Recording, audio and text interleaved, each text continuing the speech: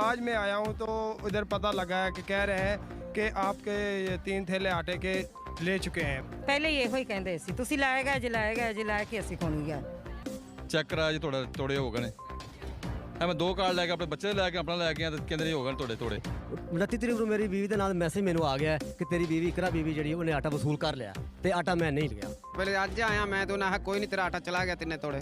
ਮੈਂ ਦੁਬਾਰਾ 4 ਘੰਟੇ ਲਾਈਨ 'ਚ ਲੱਗਾ ਰਿਹਾ ਤੇ ਹੁਣ ਮੈਨੂੰ ਉਹਨਾਂ ਆਖਿਆ ਵੀ ਤੇਰਾ ਆਟਾ ਨਿਕਲ ਗਿਆ। आया मैं तो उन्हें कहा जी तेरा थोड़ी देर चले गए ने तेनों नहीं मिलने। वो कह रहे हैं जी आपने पहले आटा वसूल कर लिया, आपने आटा अभी लग वसूल नहीं किया। वैसा मले वाले चेक कराया तो उन्होंने नहीं आया जी इतने चेक कराया तो आंदे ने भी आ तुम लै गए जी। ਉਹਨਾਂ ਨੇ ਕਿਹਾ ਜੀ ਤੁਹਾਡਾ ਐਲ ਹੀ ਨਹੀਂ ਹੋ ਰਿਹਾ, ਇਹਨੂੰ ਐਲ ਕਰਾਓ, ਐਲ ਹੁਣ ਪਤਾ ਨਹੀਂ ਕਿਵੇਂ ਕਰਾਣਾ ਹੈ ਜੀ।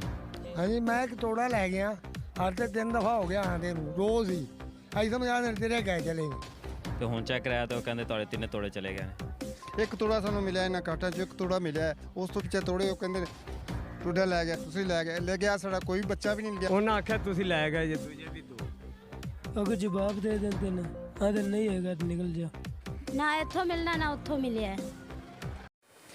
अस्सलाम वालेकुम नाजरीन, मैं हूँ राना कीलायाज। इस वक्त मैं मौजूद हूँ हबीबाबाद में। और नाजरीन आपसे आज एक अहम पॉइंट पर अहम बात करने जा रहे हैं। हम एक ऐसे राज से पर्दा उठाने जा रहे हैं जिसके लिए हमने तकरीबन 1 महीना बड़ी मेहनत की है, लेकिन हम बिलाखिर आज उस तक पहुँचे हैं।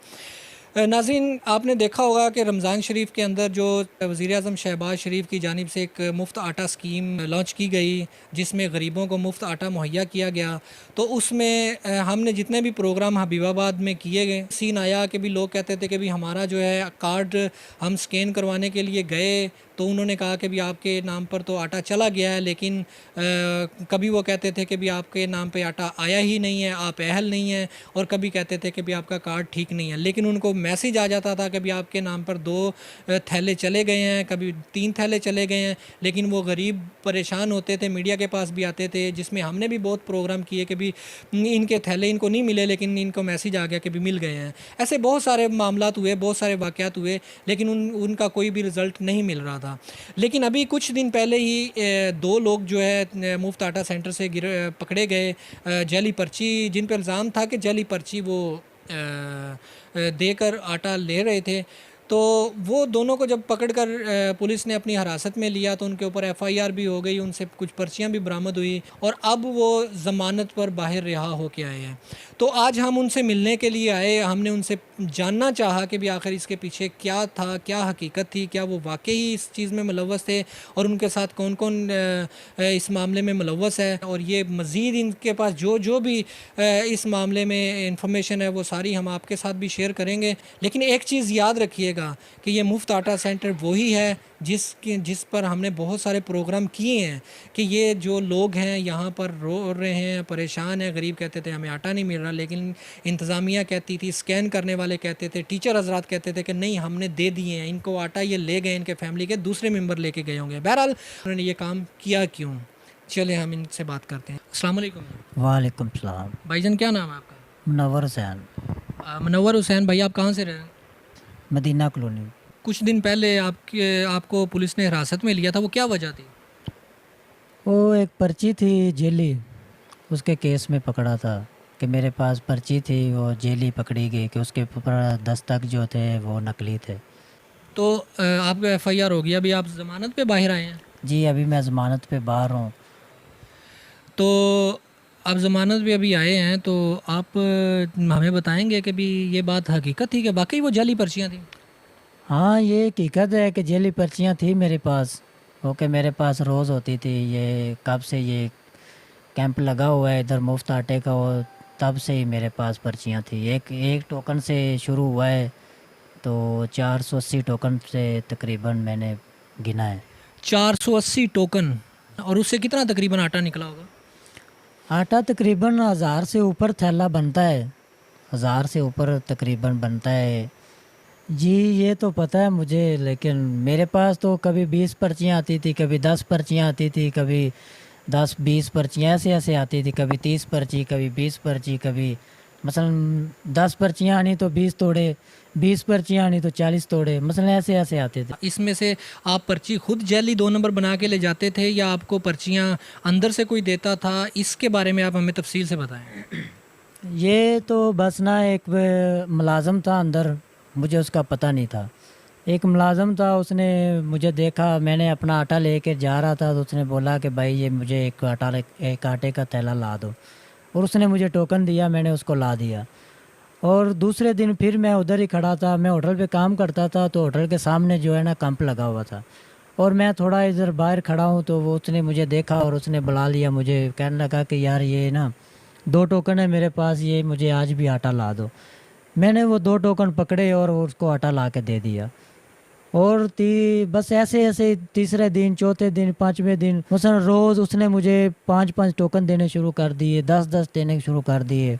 उसने मुझे लालच दे दिया कि ये आपके 1 टोकन आपका, और 1 टोकन में तकरीबन 2 तोड़े मिलते थे मुझे, और वो मैं अपने घर ले जाता था। तो ये कौन था वो जो आपको जिसने इस्तेमाल किया है, जो आपसे पर्चियाँ वो करता था, वो अंदर में कौन मुलाजिम था, कहाँ का था? ये तो मुझे पहले तो मुझे नहीं पता था, जब 5-10 पर्चियाँ थी, जब मुझे वो उसने 20-20 पर्चियाँ देनी, तो मैंने उससे पूछना कि आपका नाम क्या है। वो मुझे बोलता था कि नाम को छोड़ो, तुम ये अपना काम करो, बस ये हमारे पास ज़ाफ़ी होते हैं, तुम अपना काम करो, तुम्हें 1000-1500 मिल रहा है तो तुम्हें क्या है, नाम को छोड़ो। मैंने कहा नहीं, मुझे नाम तो बताओ। फिर उसने मुझे नाम बता दिया कि सलमान कैसर मेरा नाम है, और मैं पत्तों की के करीब कुछ 53 चक है उधर रहता हूँ, और ड्यूटी करता हूँ। वो टीचर था चूचक में, चूचक गांव है, उधर ड्यूटी करता है, वो टीचर है। बस यही नाम बताया था, लेकिन मुझे तो 20-20 पर्चियाँ, 30-30 पर्चियाँ उसने देनी है बस। तो अभी आपने इतना अरसा जो है ये काम किया, पूरा रमज़ान का महीना आपने तो बड़ा सवाब का काम किया है। तो ये बताएं कि भी ये जो सलमान था, ये आटा आप फ़रोख्त कैसे करते थे? जब आप 20 पर्चियों पे या 20-15 पर्चियों पे जब 40 थैले या 20 थैले या 25 थैले या 50 थैले जब आपको रिसीव करते थे सारे दिन में, तो आप उसको देते कैसे थे, फ़रोख्त कैसे करते थे? बस ऐसे ही कभी बंदा देख लेना, कभी कभी मुझे बोल देना किसी ने कि यार कोई वाकफ़ी है तो मुझे 1-2 आटे के थैले ले दो, मेरे कार्ड पे नहीं निकलते तो मुझे पैसों पे ले दो, मुल ले दो। और बस कभी मैंने उसको बोल देना कि आपको 4 थैले दे देंगे, 800 पे मैंने बेच दिए। कभी किसी एक को 10 दे दिए, एक को 5 दे दिए। रोज़ कोई ना कोई नया बंदा मुझे 20 दे दो, मुझे 10 दे दो, मुझे 15 दे दो। बस ऐसे ही बेचे हैं। मुझे तो पता भी नहीं है अभी बंदे कौन कौन है, किधर किधर से आते थे। मुझे पैसे देते थे और मैंने उससे पैसे लेने, पैसे मैंने उसको दे देने और उससे टोकन लेने और मैंने आगे दे देने चला। तो वो टोकन क्या आपके पास वो रेडी रखता था, आप जाके टोकन लेते थे या आपको बुलाता था या आपको कॉल करता था कि मेरे पास आज इतने टोकन हैं, ले जाओ? मुझे कॉल करता था कि आपके पास कितने पैसे हैं, कितने इकट्ठे किए हैं। मैंने कहा अभी पैसे तो नहीं है, आप अगर टोकन है तो मुझे बोल दो। उसने बोला नहीं, आप पैसे बताओ, आप पैसे बोलोगे तो मैं तुम्हें आपको टोकन दूंगा। मैंने उसको ऐसे ही बोल देना कि मेरे पास 5000 है या 10,000 है, तो उसने मुझे टोकन दे देने और पैसे ले जाने। और बस 1-2 उसने टोकन इजाफी दे देने कि ये आपके हैं, ये आपको खुश हो जाओ, ये आपके लिए। कितने का एक थैला फ़रोख्त होता था? 800 का। 800 का। तो उनमें जब आप थैला फ़रोख्त करते थे, क्या उनमें कुछ ऐसे लोग भी ख़रीदते थे जो आते थे यहाँ आटा लेने के लिए, उनको आटा नहीं मिलता था तो वो परेशानी के आलम में वो कहते थे कि हमें दे दें आटा, हमें भी, हम पैसों का ले जाते हैं, हमें मुफ्त तो नहीं मिला? भाई ऐसे भी कभी कभी लोग ऐसे भी आ जाते हैं, लेकिन मैं कहता था कि जो गरीब हैं चलो उनका हक है, उसको मिलना चाहिए, जैसे भी मिलना चाहिए। पैसे भी लोग लेके आते थे लेकिन किसी को नहीं मिलता था, पैसों का भी नहीं देते थे, कहते थे ये फ्री है, फ्री मिलेगा, लेकिन नहीं मिला। फ्री किसी को नहीं मिलता था तो बस मैं भी दे देता था। मुझे तो पैसे चाहिए थे, मैंने आगे देने थे, क्योंकि मेरी आगे बात है कि मुझे पैसे दो और पर्चियाँ लो। ये जो पर्चियाँ थी ये आप अंदर जाके लेके आते थे या वो आपको आके बाहर आके देता था? नहीं, उसने मुझे कॉल करनी है कि मेरे पास 10 पर्चियाँ हैं और 10 पर्चियों के पैसे मुझे दे दो, 1-2 पर्चियाँ आपके लिए इजाफी हैं, वो आपकी हैं। नहीं, मेरा पूछने का मकसद ये है कि आप वहाँ अंदर जब वो बैठा होता था तब वहाँ जाके पैसे दे के पर्चियाँ लेके आते थे या बाहर वो आता था आके पैसे लेके जाता था? नहीं, वो बाहर आता था, मुझे कॉल करता था। मैं अपने काम पे होता था, होटल पे ड्यूटी करता हूँ, और उसने मुझे बोल देना कि ये मेरे पास इतनी पर्चियाँ हैं, ये ले लो।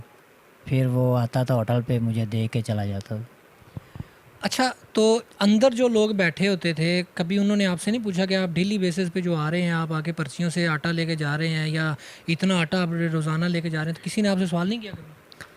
सवाल मैंने 1-2 दफ़ा मैंने खुद लिया है, 4-4 5-5 तोड़े टोकन चलाए, और 4 टोकन चला देने तो 8 थैले बनते थे आटे के। लेकिन मैं खुद नहीं जाता था, मैंने ऐसे टोकन ही, साबुत टोकन ही बेच देने, किसी को 5 दे देने, किसी को 6 दे देने, बस ऐसे ही मैंने टोकन, मैंने किसी को आटे ले के नहीं दिया, पूरे पूरे टोकन ही दिए हैं। जब आपको आपके FIR दे दी तो उस वक़्त सलमान कैसर ने आपसे कोई रब्ता किया? नहीं, उस वक़्त उसने कोई रब्ता नहीं किया। या आपने उससे कोई रब्ता किया हो? नहीं, मैंने तो जब ज़मानत होगी मेरी तो मैंने दूसरे दिन, मेरा मोबाइल भी उसके पास था पुलिस स्टेशन में, और दूसरे तीसरे दिन मुझे मोबाइल मिला है, और दूसरे तीसरे दिन मैंने खुद कॉल की है उसको। तो तफ्तीश के दौरान पुलिस ने आपसे नहीं पूछा कि आपके साथ और कौन कौन मुलव्वस है, वहाँ नहीं आपने बताया?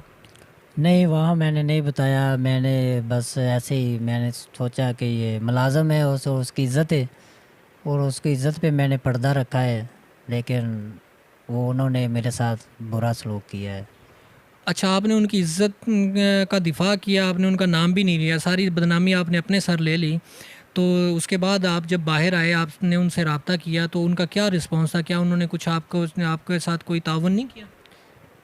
मैंने उससे मैंने कॉल की थी कि मैंने 10-20 हज़ार 30 हज़ार मैंने मसलन लालच में आकर मैंने इतने पैसे इकट्ठे किए, लेकिन जो लाखों थे वो तो वो ले गया, जो 20-30 थे वो मुझे दे गया। मतलब रोज़ के मुझे कभी 1500, कभी 2000, कभी 1500, कभी 2000, ऐसे ऐसे मैंने इकट्ठे किए 15-20 दिन में, और वो जो था वो तो चला गया। मैंने रब्ता तो इसलिए किया था कि मेरे ऊपर जो अभी कर्ज़ है 50-60 हज़ार रुपया मेरा खर्च हो गया, पुलिस स्टेशन में वकील कलाना, वो सब बच्चे थे, जितने कोई मांगता था उसने दे दिए, जैसे कोई मांगता था। बड़ा मैं हूँ, वालिद साहब नहीं है सर पे, और बाकी मेरे 3 भाई छोटे हैं। बस वो बच्चे थे, जितने किसी ने मांग लिए उनको तो ये था कि भाई आ जाए बाहर, बस जो जितने मांगते थे उसने दे दिए। कर्ज़ कभी 10,000 उससे ले लो, 5,000 उससे ले लो, ऐसे ऐसे उसने 50-60 हज़ार रुपये लगा दिए।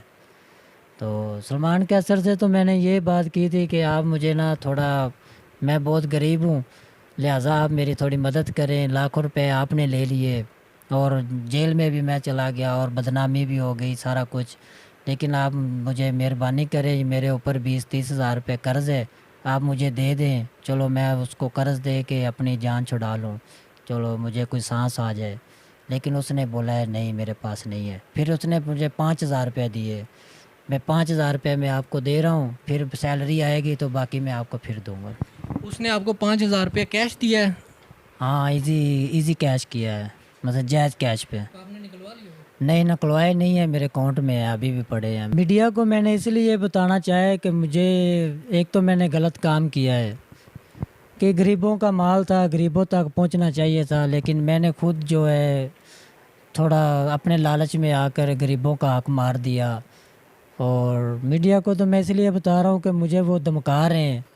एक अपने आप को SHO बोल रहा है, आमिर शहजाद नाम बोल रहा है कि मैं आमिर शहजाद हूँ और SHO हूँ, और उसने मुझे गालियाँ भी दी है और बहुत बुरा भला बोला है।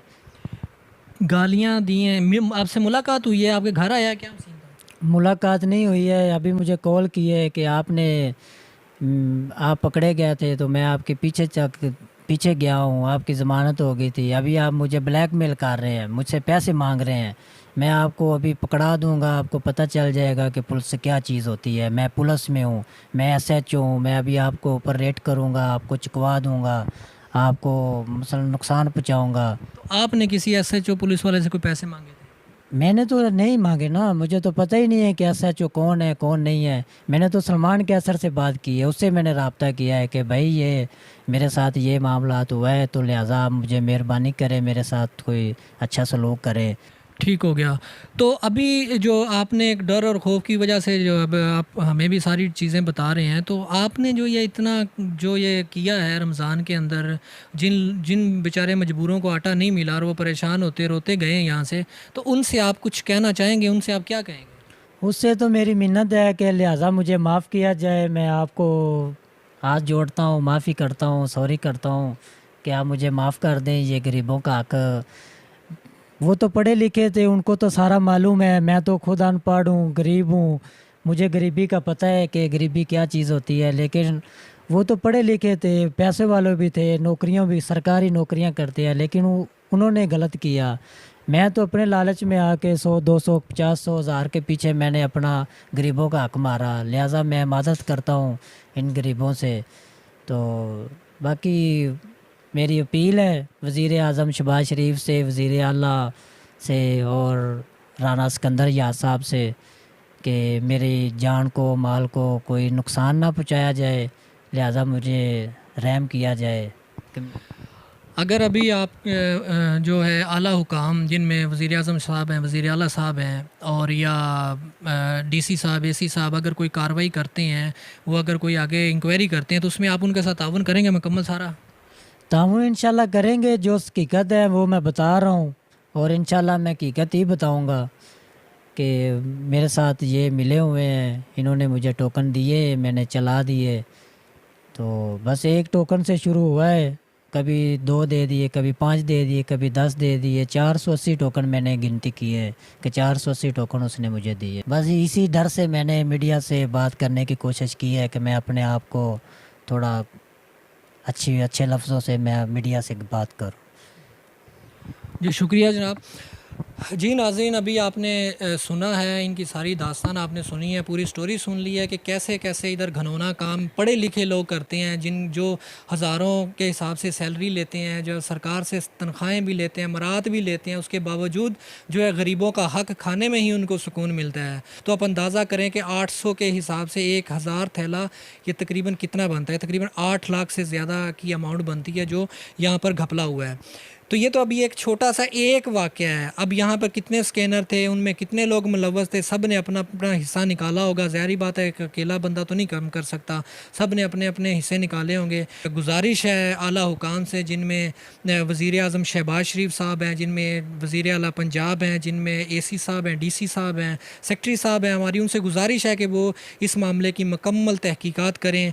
ये मुकम्मल तहकीकात में उनके साथ ताउन करने के लिए तैयार हैं, ताकि इस जितना भी इसमें स्कैम हुआ है उसका सारा पर्दाफाश हो और उनसे ये वसूल किया जाए जिन्होंने भी ये घपले किए हैं। और जो भी इन चीज़ों में मुलव्वस है उनको कैफ़े किरदार तक पहुंचाया जाए और उनको कटहरे में लाया जाए।